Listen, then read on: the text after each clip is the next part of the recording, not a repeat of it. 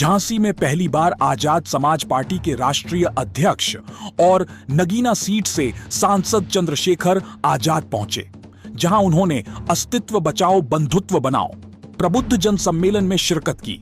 इस दौरान उन्होंने योगी सरकार पर तीखा हमला बोलते हुए युवाओं के साथ छलावे का आरोप लगाया। आजाद ने कहा कि प्रदेश सरकार ने रोजगार के नाम पर दलितों को ठगने का काम किया है।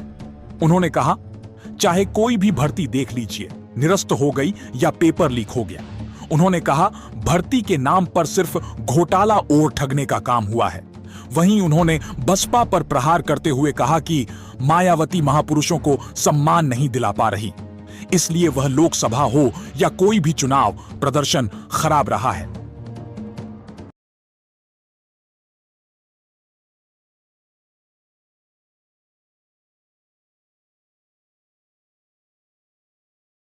और आज छठे सम्मेलन में हम लोग झांसी हैं। अभी बाकी बचे 12 मंडलों में सम्मेलन होने। 2027 की तैयारियां हम लोगों ने शुरू कर दी हैं।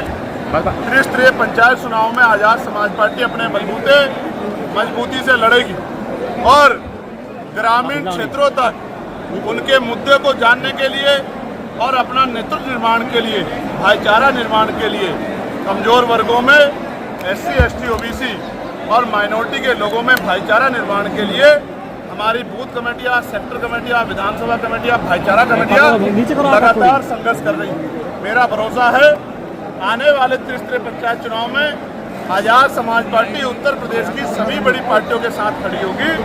और मैं ये कह सकता हूँ कि हो सकता है, क्योंकि ग्रामीण क्षेत्रों में बहुजन समाज का वोट ज्यादा है, वंचित समाज का वोट ज्यादा, तो हो सकता है सबसे बड़ी पार्टी उत्तर प्रदेश की बनकर निकले। और मेरा विश्वास है, जिस तरह से मंडल में समीक्षा कार्यक्रम चल रहे हैं और हमारे द्वारा प्रबुद्ध जन सम्मेलन हो रहे हैं, एक बहुत मजबूत विकल्प आजाद समाज पार्टी बनेगी। आकाश नीचे करवाई यार। जो सत्ता में है उन्हीं से चुनौती है। मंडल में 4 3 7 और 2 9 सीटें हैं और जहाँ तक मैं समझता हूँ इन पर बड़ा कब्जा भारतीय जनता पार्टी का। तो पिछले चुनाव से हमें सीख मिली है कि कोई दूसरी पार्टी इनको हरा नहीं पाई है।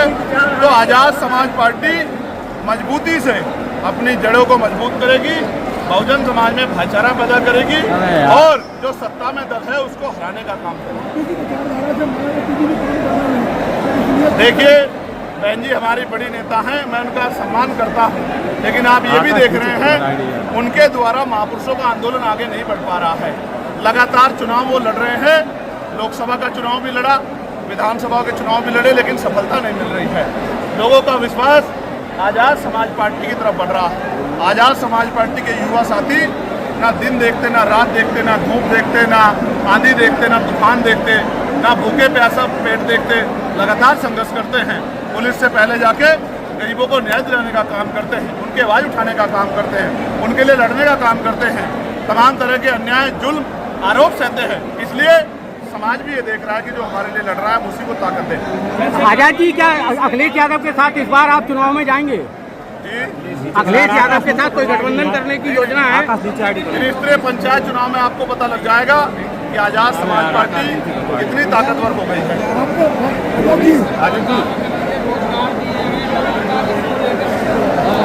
योगी सरकार रोजगार के नाम पे झूठ बोल रही है। उन्होंने 69,000 शिक्षक भर्ती में पिछड़े और दलित वर्ग के बच्चों के नौकरियों को ठगने का काम किया है। कोई भर्ती ऐसे जिसमें घोटाला नहीं होता, जिसका पेपर लीक नहीं होता। इस सरकार ने तो दलित पिछड़ों का जीना जो है वो उनका इतना बुरा हाल कर दिया है कि वो इंतजार देख रहे हैं कि 27 का चुनाव 26 में हो जाए।